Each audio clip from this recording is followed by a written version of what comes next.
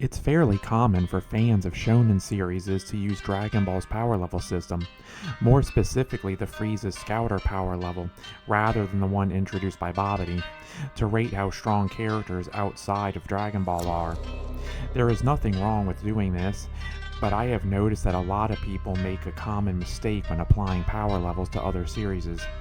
This mistake is that people forget that there is a difference between a character's power level and what I like to call destructive output.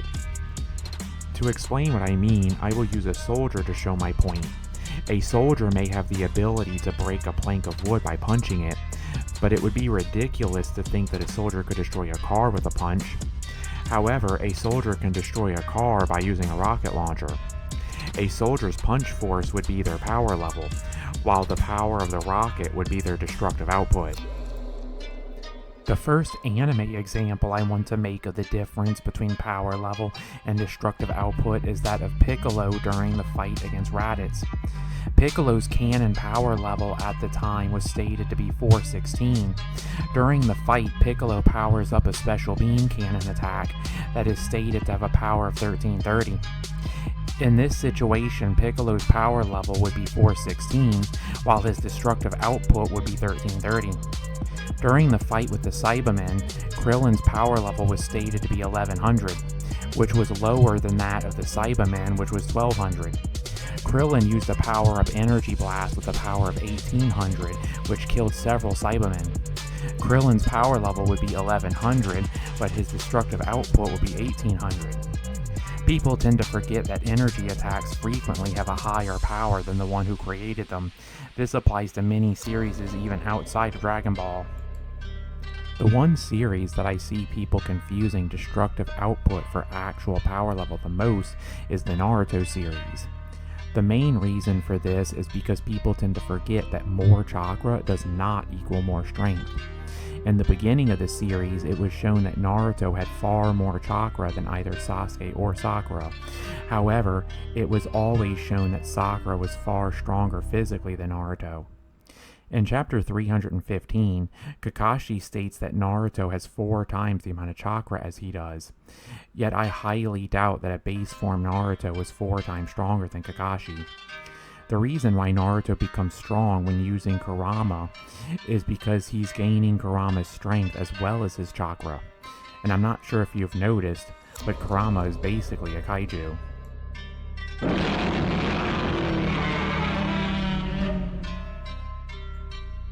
I swear, in the anime, Madara commented on how it would take only one direct punch from Tsunade to kill him.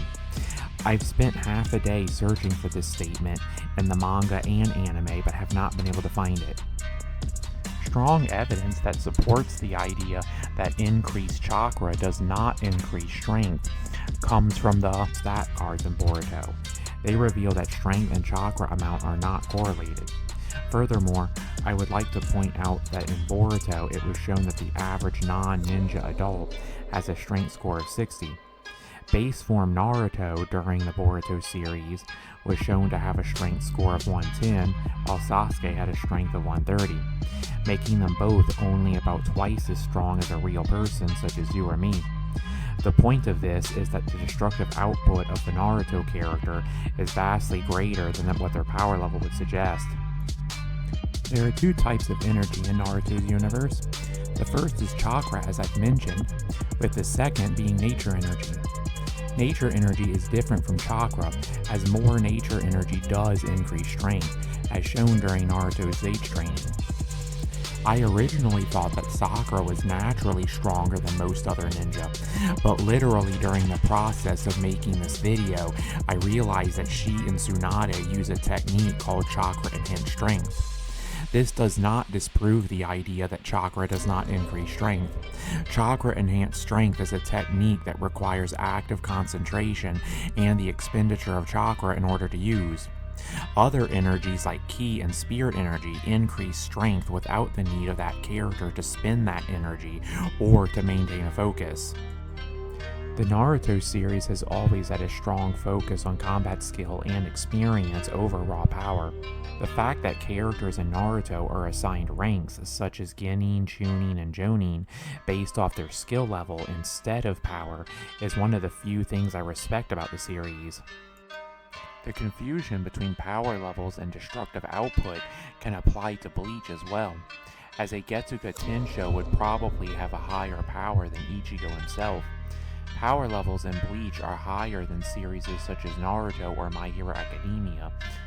I always point out that the series show just how strong a non-officer or enlisted ranked Soul Reaper is by having Kisuke state that Ururu was equal to an average or non-officer ranked Soul Reaper, and showed off her strength. Higher ranking Soul Reapers have more spirit energy than lower ranks, and unlike the Naruto series, more spirit energy does equal more strength. A problem that might be unique to Bleach when it comes to estimating power is the fact that some abilities are absolutes. For example, Lily Barrel, also known as Stern Ritter X, has a gun where if he aims and pulls the trigger, the target will have a hole in it no matter what. Another example would be Nimaya of the Royal Guard, who possesses a Zanpakuto that can cut anything. It wouldn't matter if he fought an opponent that was 1,000 times stronger than him, he would be able to cut it in half anyway.